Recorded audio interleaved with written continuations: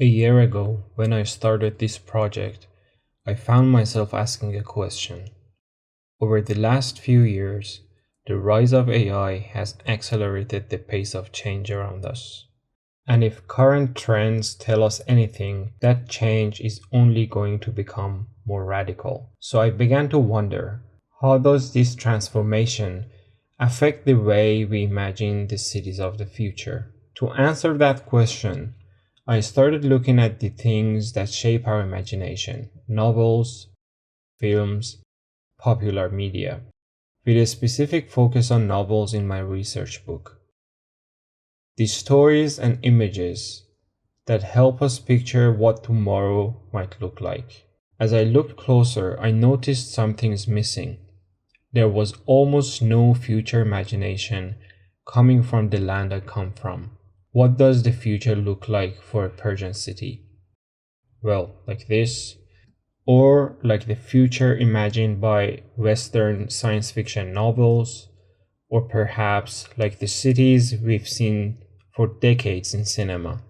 If we follow these references alone, it begins to feel as if every future is destined to look the same, as if all futures are being produced in the same factory and simply shipped to different destinations. Tokyo, Dubai, Los Angeles, Tehran.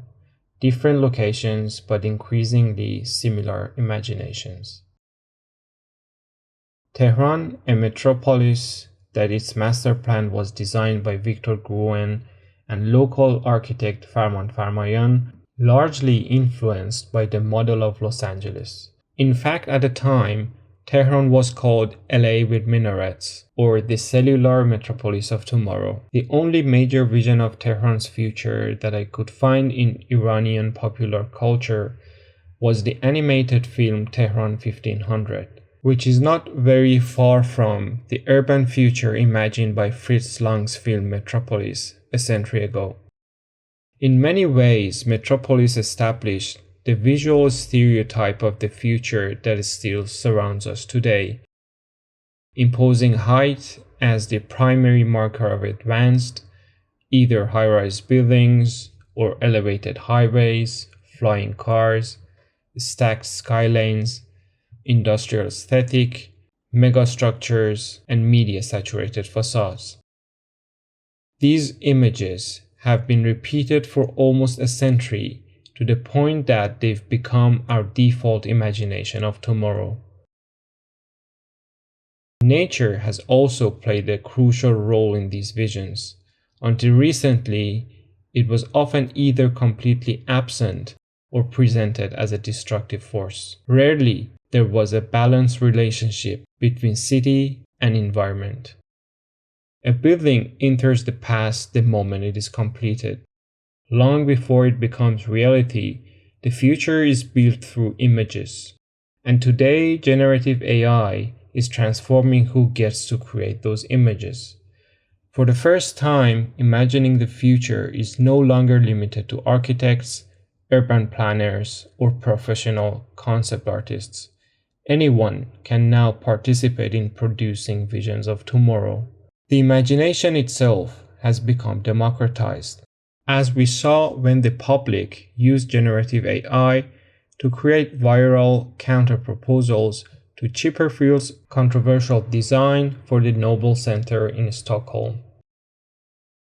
The question that started my project, therefore, evolved into something else. How can I imagine a future for a Persian city using AI as a tool, while drawing from the visual language of popular culture?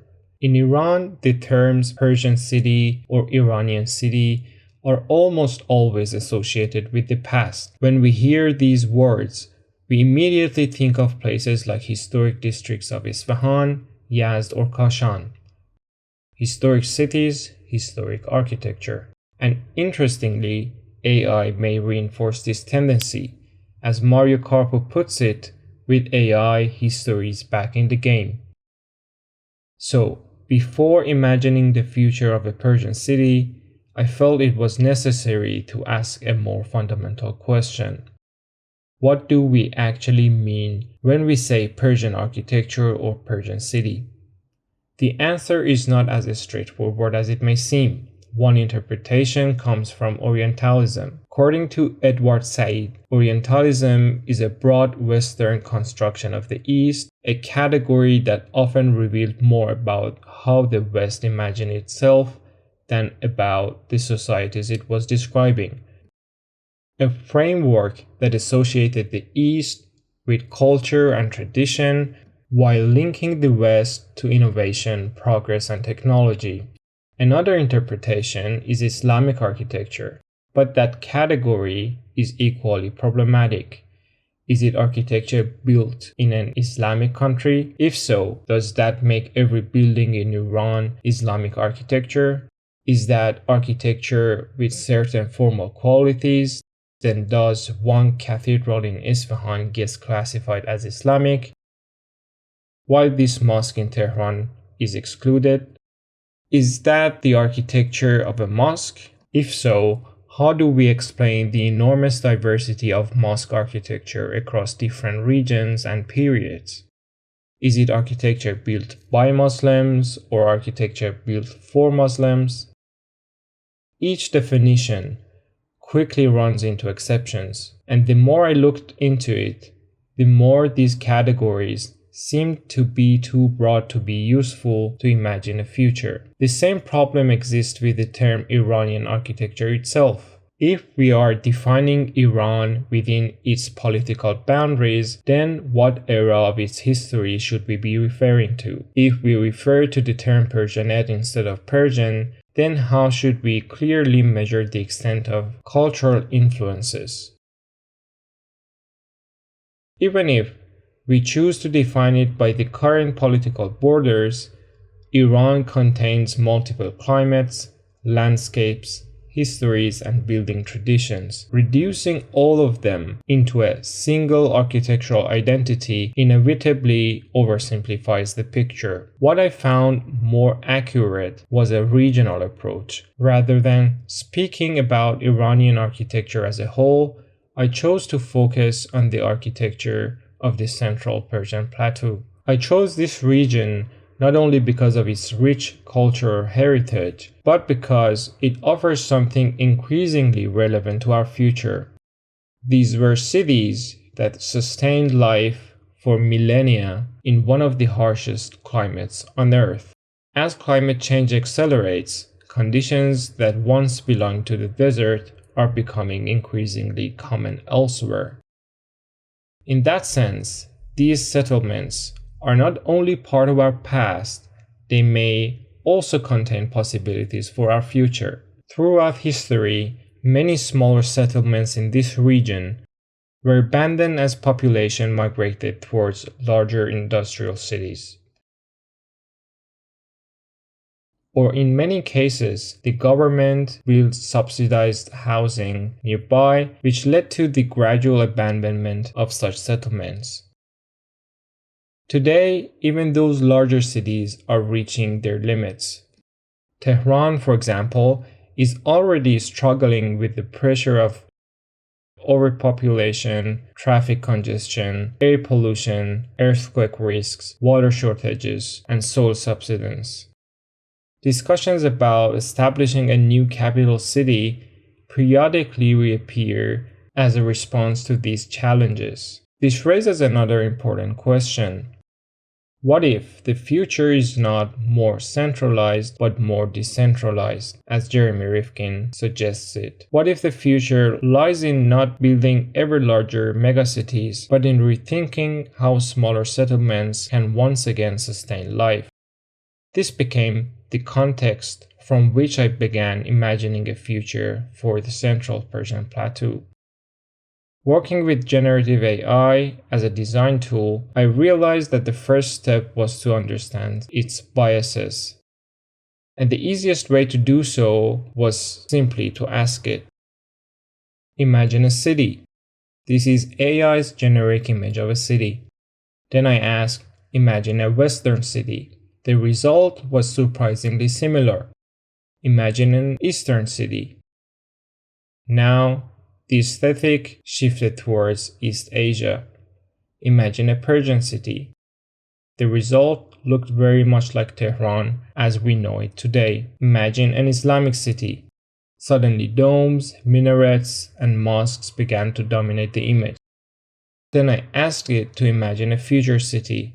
More skyscrapers, more greenery. A future Persian city. Tehran, but slightly greener. And finally, a fictional future Persian city, similar to Astria's Superox critique, Western imagination, decorated with Persian aesthetic. What emerged was only just a collision between two datasets, futuristic skyscrapers and traditional Persian elements. A simple fusion of familiar images rather than a genuinely new imagination. This reveals something important. The biases of AI are in many ways reflections of our own cultural biases. And that led me to another question. If this is how AI imagines the future, should a Persian future even look futuristic? Or it could be something else. To move beyond these biases, I began working with reference images of the cities of the Central Persian Plateau. Using AI, I extracted architectural fragments from these images and assembled a Persian asset library. Instead of generating complete images, I began selecting the pieces from which the new images could emerge. Using this library, I generated new architectural compositions based on forms, spatial elements, and details drawn from Persian architecture. But I also introduced a second library. This collection contained objects and forms that were visually unfamiliar to the Persian architectural language. By introducing these foreign elements, I could explore new formal possibilities without simply reproducing historic aesthetic. At the same time, I explored how traditional Persian architectural elements might interact with modern technologies. Mohammad integrated with infrastructural systems, 3D printed clay components replacing decorative tiles, with integrated algae-based facade systems, domes embedded with photovoltaic cells that function both as infrastructure and ornamentation. Step by step, these ideas were introduced into the generated compositions. I also returned to Iranian popular culture. Using Persian miniatures as a source, I created another asset library containing figures, plants, objects, and visual motifs reinterpreted through a contemporary look. Gradually, a new visual language began to emerge. A language rooted in Persian cities and architecture, informed by new technologies, and enriched by elements of Persian popular culture. The result is not a final proposal for what a Persian future should look like. Rather, it's a methodology, a workflow for using generative AI to imagine fictional futures without simply repeating the familiar stereotypes of the future.